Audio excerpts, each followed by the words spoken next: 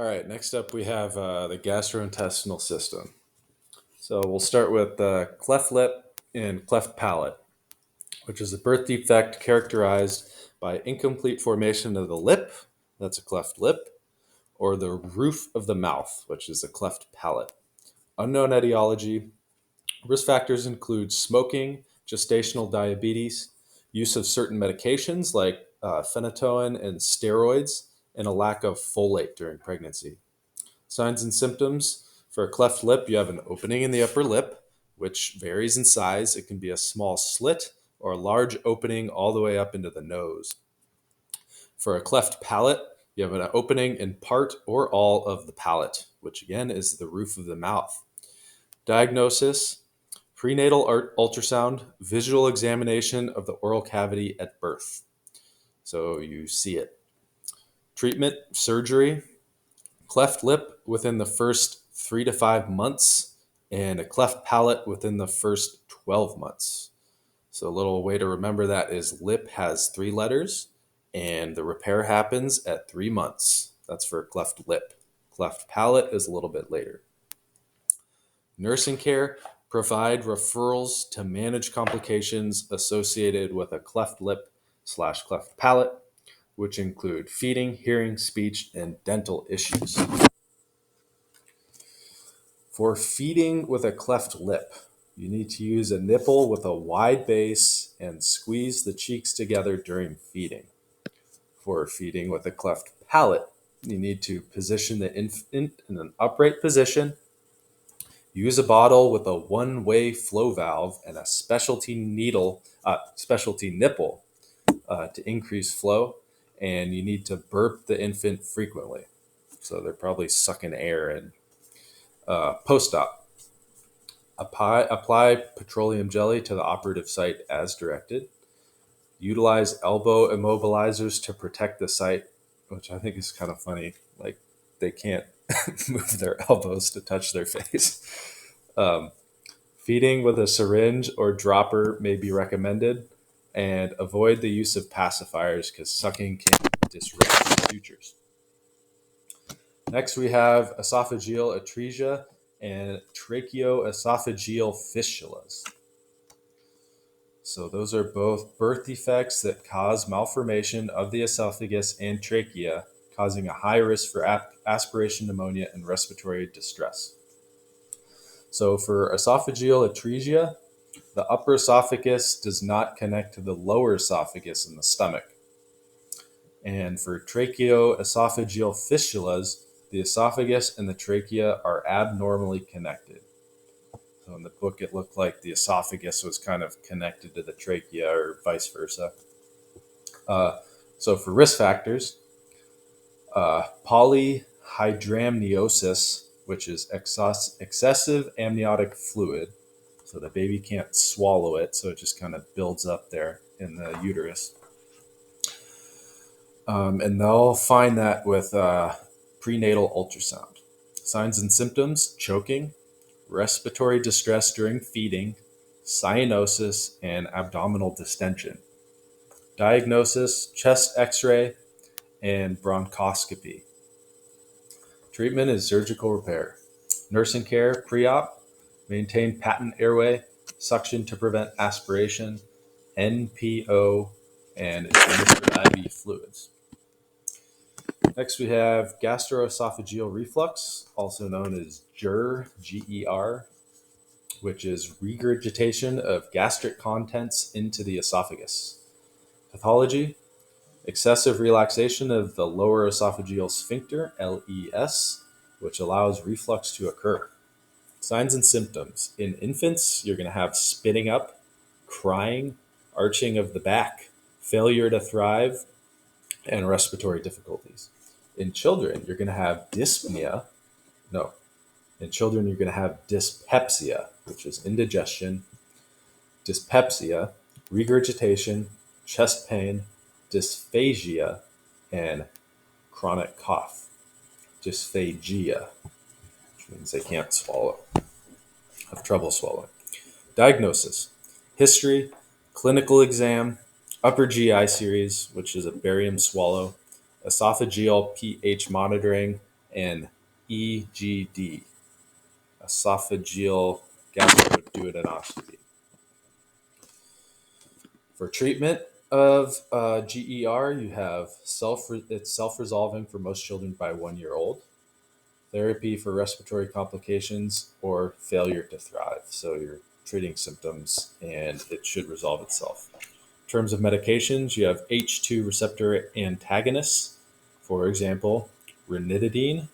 You have PPIs, proton pump inhibitors, for example, pantoprazole, and prokinetics, for example, metoclopramide. And you can have surgery. You can have a fundoplication, which the fundus of the stomach is wrapped around the esophagus. So that part, the circular top part, is wrapped around the esophagus, and that helps to kind of like constrict it, restrict backflow of the contents. Family teaching for infants, they need to be drinking thickened formula and they need to be fed in the upright position. For children, avoid fatty, fried, citrus, and spicy foods and eat smaller meals and remain upright after meals. Elevate the head of the bed and lose weight if necessary. Next, we have hypertrophic pyloric stenosis, which is thickening of the pyloric sphincter, which is that valve out of the stomach, causing an obstruction of the pyloric canal. Pathology: hypertrophy of the pylorus narrows the canal between the stomach and the duodenum, causing gastric dilation. Signs and symptoms. This one's in red. Projectile vomiting. This one's also in red. A palpable olive-shaped mass in the right upper quadrant. So I actually already have seen a question on this. Palpable olive-shaped mass in the right upper quadrant means hypertrophic pyloric stenosis. Visible peristaltic waves and signs and symptoms of dehydration. Labs: hypokalemia, metabolic alkalosis. Diagnostics: ultrasound. Treatment: IV fluids and electrolytes, and a pyloromyotomy, which enlarges the opening of the pylorus. Okay, so cut off a little chunk of that pyloric sphincter. Next, we have Meckel's diverticulum, which is the most common GI congenital defect that causes diverticulum in the small intestine. And diverticulum are like those little out pouches in the small intestine. Pathology: the vitelline duct, which provides nutrition from the yolk sac to the embryo, fails to atrophy during pregnancy, leading to diverticulum that contains gastric or pancreatic cells. Now, those gastric cells secrete acid, which causes ulceration and bleeding in the small intestine. Signs and symptoms: painless rectal bleeding, currant jelly stool, abdominal pain, and anemia. Diagnostics: Meckel radionucleotide scan, CT, and MRI. Treatment: surgical removal of the diverticulum. In the pre-op, you're going to want to give IV fluids, blood transfusion if necessary, and oxygen. For nursing care, monitor for rectal bleeding and signs of hypovolemic shock. For example, hypotension, tachycardia, and pallor. All right, next we have intussusception, which is a condition that causes part of the intestine to fold into the section next to it, causing an obstruction. Pathology: the proximal segment of the bowel telescopes into the distal segment, usually the ileum into the cecum. So that's that last part of the small intestine sticks into the first part of the large intestine, which results in obstruction and can cause ischemia. Risk factors include cystic fibrosis, the male sex, and an age of less than 18 months. Signs and symptoms: abrupt, severe abdominal pain, which might be signaled by the child drawing their knees up into their chest. This one's in red. A sausage-shaped mass in the right upper quadrant. So if you see a sausage-shaped mass in the right upper quadrant, that might be intussusception. Bloody mucus stool, i.e. currant jelly. That one's also in red. Now remember, that could also be Meckel's diverticulum with the currant jelly stool. Fever, vomiting, lethargy, and weight loss. So the signs and symptoms that are in red are sausage-shaped mass in the right upper quadrant, currant jelly stool, and vomiting. In terms of labs, you have the ultrasound, which is going to show a bullseye. You're going to have an air enema diagnosis and treatment. So they use an air enema, I think, to kind of like, the way I see it is like blowing a balloon inside out. They pump a bunch of air into the large intestine, which like blows the small intestine back where it should be. So that's for diagnosis and treatment. Treatment, an enema. Surgery, which is reduction or bowel resection. In terms of nursing care, an NG tube for decompression, IV fluids, and monitor the stool. Next, we have short bowel syndrome, which is a decrease in small bowel length and surface area causing malabsorption.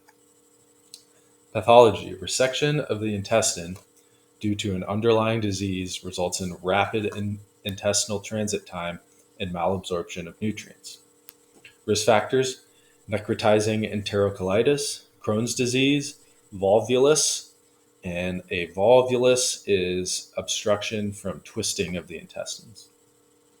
Signs and symptoms, malnutrition, weight loss, diarrhea, steatorrhea, so fatty poo, and dehydration. Labs, electrolyte and acid-base imbalances, vitamin and mineral deficiencies. Diagnosis, X-ray, CT, endoscopy, stool and blood tests, H&P, history and physical. Treatment is parenteral nutrition, and that's in red. So if they can't absorb anything, you got to give them parenteral nutrition. Next, we have celiac disease, which is an autoimmune disorder that causes gluten intolerance. Pathology, ingestion of gluten results in damage to the small intestine, leading to malabsorption. Risk factors, immune dysfunction. Signs and symptoms, diarrhea, more steatorrhea, lethargy, failure to thrive, weight loss, anemia, and abdominal pain and distension. Labs and diagnostics, serological tests, and a duodenal mucosal biopsy. So the treatment is a strict gluten-free diet. I'm sure you guys have heard of celiac disease. Strict gluten-free diet. A little way to remember that is think brown. Barley, rye, oats, wheat, nope. Brown, BROWN. Family teaching, substitute grains with corn, rice, or millet. I don't know what millet is. Never had that. All right, these two are kind of hard to say, and I don't think I'm getting them right. But omphalocele, and gastrocystitis. Gastrocystitis. Sorry for butchering that. Congenital defects of the abdominal wall at or near the umbilicus, allowing for herniation of abdominal organs. So with omphantocele, the umbilical ring defects with herniation and abdominal organs covered with peritoneum. And with gastrocystitis, it's basically the same thing, but it's not covered with peritoneum. So gastrocystitis is not covered with peritoneum. Signs and symptoms, protruding sac and organs. So if you guys saw the pictures in the book, they're kind of gross, but basically it's like the sac coming out of the umbilicus with all their organs in it. Labs and diagnosis, prenatal ultrasound, an increase in MSAFP, Don't know what that stands for.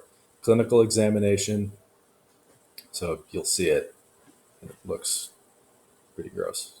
Treatments, surgical closure of the defect, IV fluids and electrolytes, and antibiotics. So in terms of nursing care, place the lower half of infant in a clear, sterile plastic bowel bag, which provides protection, visualization, and a decrease in heat and moisture loss. You also want an OG tube to decompress the stomach. Complications can be short bowel syndrome and necrotizing enterocolitis.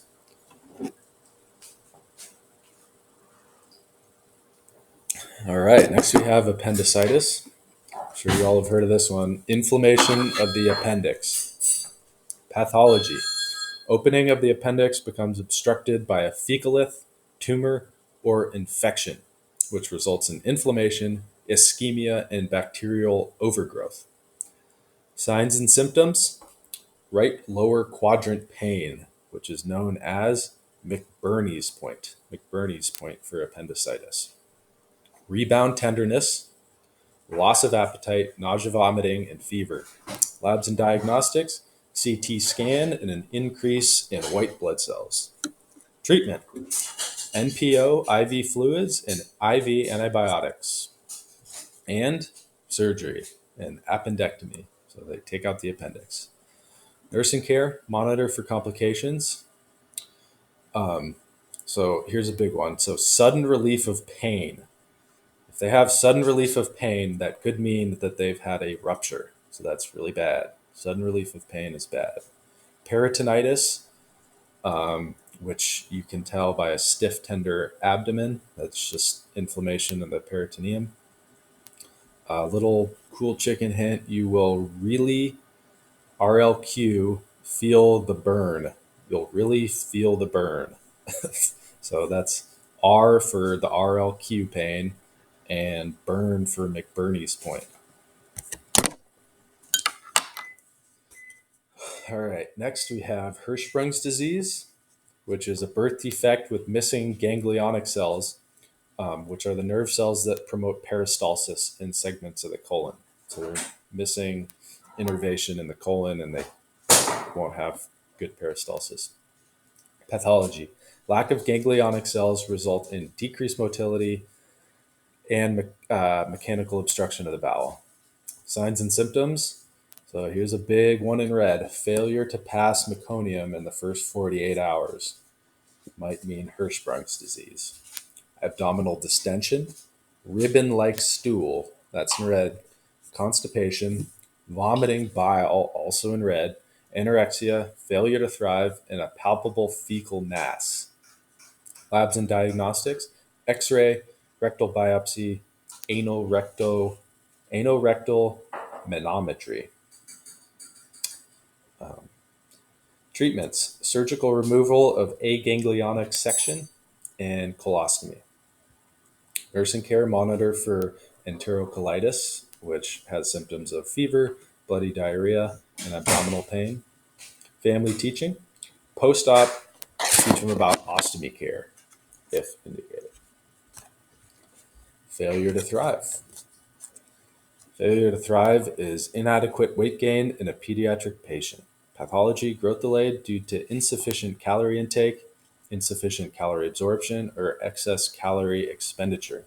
Risk factors: low birth weight and low socioeconomic status. Signs and symptoms: if their weight is less than the 5th percentile. So that's in red. So that must be just a way of telling if they have failure to thrive, if their weight is less than the 5th percentile. Developmental delays and withdrawn behavior. Labs: decrease in pre-albumin. Diagnostics: food intake journal, identify any underlying medical conditions. Treatment: treat underlying cause, increase caloric density of feedings, nutritional supplements, and in severe cases, they might need tube or IV feeding. Family teaching: nutritional requirements and recommending feeding methods. For example, meal times or routines, and minimize fruit juice consumption. No fruit juice. Not a lot of fruit juice. Colic. Colic is inconsolable infant crying and screaming without an obvious cause. Unknown pathology, but there might be genetic and environmental factors. Signs and symptoms: continual crying and screaming unrelieved by traditional means, for example, soothing. Red faced, legs drawn up, and tense abdomen. So this kid's freaking out. Diagnostics: rule of threes. Episodes lasting more than 3 hours daily, more than 3 days a week, for more than 3 weeks, with no failure to thrive, fever, illness, external irritants, and it usually starts around 3 weeks of age. So the rule of threes: 3 hours, 3 days a week, 3 weeks, starts at 3 weeks of age. Treatment: supportive, for example, swaddling, massage, quiet, dark environment, probiotics, and strict maternal hypoallergenic diet if they're breastfeeding. Family teaching: colic usually starts and resolves spontaneously within 4 months of age. Teach coping strategies to prevent caregiver frustration and injury to the infant. For example, laying the infant safely in a crib and walking away. All right, one more here. Acute infectious diarrhea. Acute infectious diarrhea is an increase in stool frequency and loose watery stools caused by a virus, bacteria, or parasite. Pathology: common causes of infectious diarrhea are rotavirus, which is a viral infection, and that's the most common cause of diarrhea in children less than 5 years old. It's transmitted via the fecal oral route, and there's a rotavirus vaccine. Another cause is E. coli, which is a bacterial infection, which is the leading cause of traveler's diarrhea, also transmitted by the fecal oral route via contaminated food. Shiga toxin producing E. coli can cause bloody diarrhea and hemolytic uremic syndrome. So we talked about that one. All right, salmonella is also a bacterial infection transmitted via contaminated food, for example, undercooked meat. Giardia, which is a protozoan infection, and that's transmitted via contact with infected people or animals or unfiltered water. Risk factors for acute infectious diarrhea: recent travel history and or antibiotic use, poor hygiene, crowded living conditions, poor sanitation, and lack of clean water, raw or undercooked or contaminated food. Signs and symptoms: loose, watery stool, cramps, abdominal pain, vomiting, fever, and dehydration. Dehydration is in red because dehydration is a big problem for kids. Labs and diagnostics: H&P, stool culture, electrolyte and acid-base balance, and an increased urine-specific gravity. So for that dehydration. Treatment: oral rehydration solutions, ORS, IV fluids and electrolytes, probiotics, and antiemetics. Nursing care: monitor daily weight and I's and O's. Prevention and treatment of infectious diarrhea for family teaching. Okay, talking about dehydration. So signs and symptoms of dehydration is skin turgor, dry mucous membranes, sunken fontanelles, decreased blood pressure, increased heart rate, and increased respiratory rate. So for mild dehydration, you have a weight loss of 3 to 5%. They're still alert and they're thirsty. Cap refills less than 2 seconds, normal urine output, and their eyes look normal. For moderate dehydration, you have a weight loss of 6 to 10%. They are irritable. Cap refill is up to 2 to 4 seconds. Urine output is decreased, and their eyes are a little bit sunken, and they have decreased tear production. Severe dehydration, greater than 10% weight loss. They're lethargic or comatose.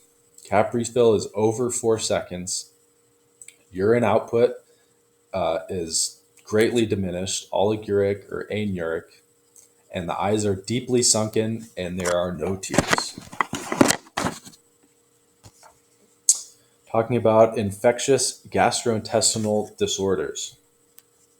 Prevention, hand hygiene, proper food preparation and storage, avoid unsafe water, drink only treated water, use super absorbent diapers to prevent leaking, wear gloves when handling diapers or stool of an infected child, and cover the sandbox when not using. I guess so cats can't poop in it. Treatment. Provide oral rehydration solutions in small, frequent intervals. Avoid fruit juices, caffeine, soda, gelatin, and broth. Okay, that's interesting. The broth. My mom used to always give me broth. Avoid the brat diet. So that's bananas, rice, applesauce, and toast. Best way to monitor hydration status for an infant and young child is count the number of wet diapers per day. That's in red.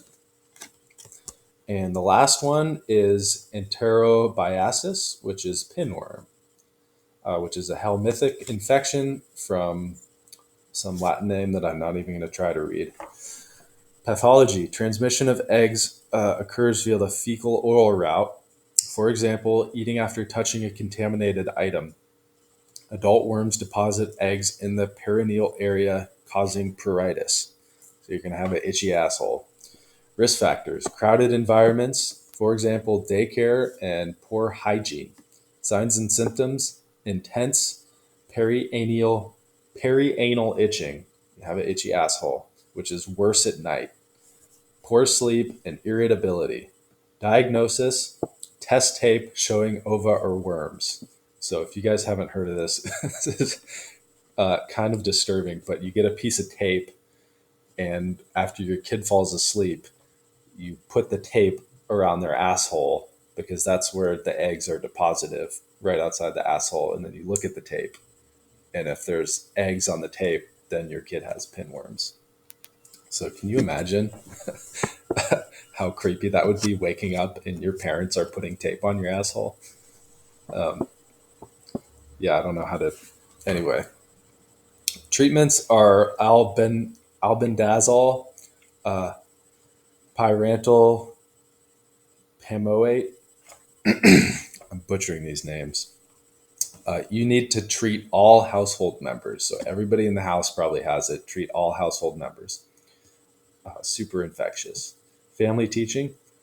Place transparent tape on the child's anus at night using a tongue depressor. Collect specimen as soon as child awakens. That's it for the GI.